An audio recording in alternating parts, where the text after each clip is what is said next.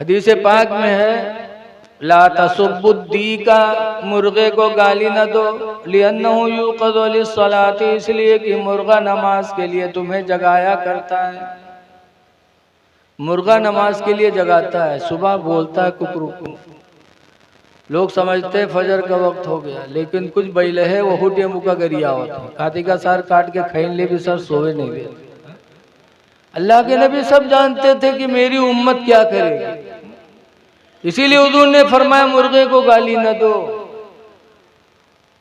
ऐ लोगों, जब नमाज फजर के टाइम जगा दे तो मुर्गा इतना अफजल हो जाए कि गाली न दो, तो जो तुम्हारे मस्जिद का मुअज्जिन अजान दे के तुमको जगाता है उसका दर्जा कितना बुलंद होगा। आज मुअज्जिन की बुराई, और मुअज्जिन से बड़ा दर्जा इमाम जो तुम्हारी नमाज पढ़ाता है। आज कितने बदनसीब हैं जो इमाम और मुअज्जिन की बुराई करते हैं। बुराई न करो इमामों की। जब मुर्गे को गाली देने से मना किया तो इमाम और मुअज्जिन की बुराई, अल्लाह अल्लाह के रसूल कब तुमसे राजी होंगे। इसलिए इमाम की कदर करो, मुअज्जिन की कदर करो। याद रखो, आज हमारे बच्चे कामयाब क्यों नहीं होते?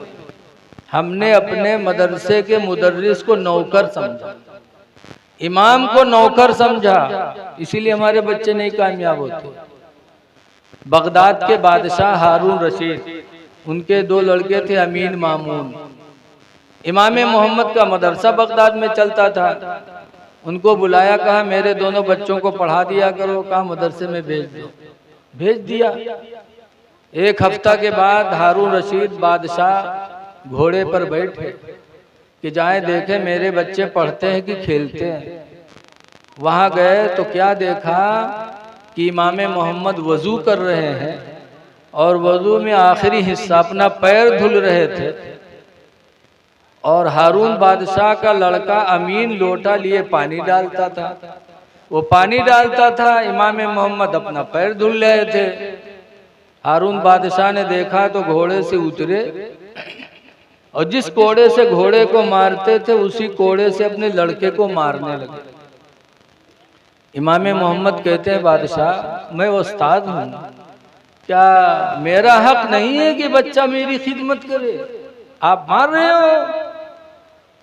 तो बादशाह बगदाद ने कहा था, हुजूर इसलिए नहीं मार रहा हूं कि आपके पैर पे पानी डालता है, मैं इसलिए मार रहा हूं कि एक हाथ कमर पे रखे, एक हाथ से पानी डालता है। इसको चाहिए था कि एक हाथ से पानी डालता, दूसरे हाथ से आपके पैर को धुलता, तब इसको इल्मे दीन की दौलत मिलेगी। इसलिए मैं इसको मार रहा हूं कि एक हाथ कमर पे क्यों रखे है, उस्ताद है, एक हाथ से पानी डाल, दूसरे हाथ से पैर को धुल, अगर तुझे इल्म की दौलत लेना है। ये बादशाह ने अपने लड़के को ज़हन दिया, और आज हम लोग अपने मदरसे के मुदर्रिस को नौकर समझते हैं, तो बच्चे कहाँ कामयाब होंगे? ऐ लोगों, इमाम की कदर करो, मुअज्जिन की कदर करो।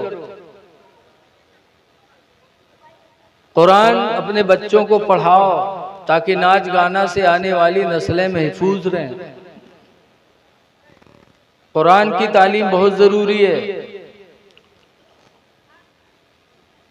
हजरत इमाम मोहम्मद, इन्होंने मदरसा खोला और बहुत मालदार थे। इतने मालदार थे कि 300 मुंशी इनके यहाँ हिसाब के लिए थे। आज भट्ठा पे यहाँ कई मुंशी रहा, एक ही अदुई, पेट्रोल पंप पर एक मुंशी, और इमाम मोहम्मद के यहाँ 300 मुंशी। कितनी दौलत रही होगी। लेकिन जब मदरसा खोला बगदाद में तो आहिस्ता आहिस्ता सारी दौलत इमाम मोहम्मद की खर्च हो गई मदरसे पर।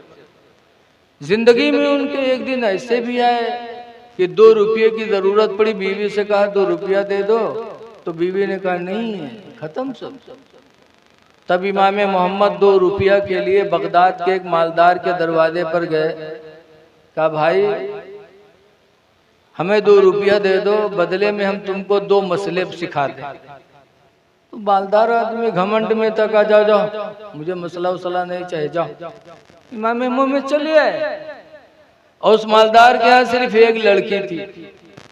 लड़की जवान हुई तो एक दिन बीवी ने कहा कि लड़की जवान हो गई है, इसकी शादी कैसे की जाएगी? कहा कैसे की जाएगी? इतनी दौलत है, कह रहे हो शादी कैसे की जाएगी? बीवी ने कहा हाँ, रस्म रवाज का जमाना है, लोग जहेज मांगते हैं, कैसे शादी की जाएगी? मालदार घमंड में तो कहा रे सुन, मैं अपनी लड़की के जहेज में दुनिया की हर चीज दूंगा। बीवी ने कहा रे ऐसी बात मत कहो।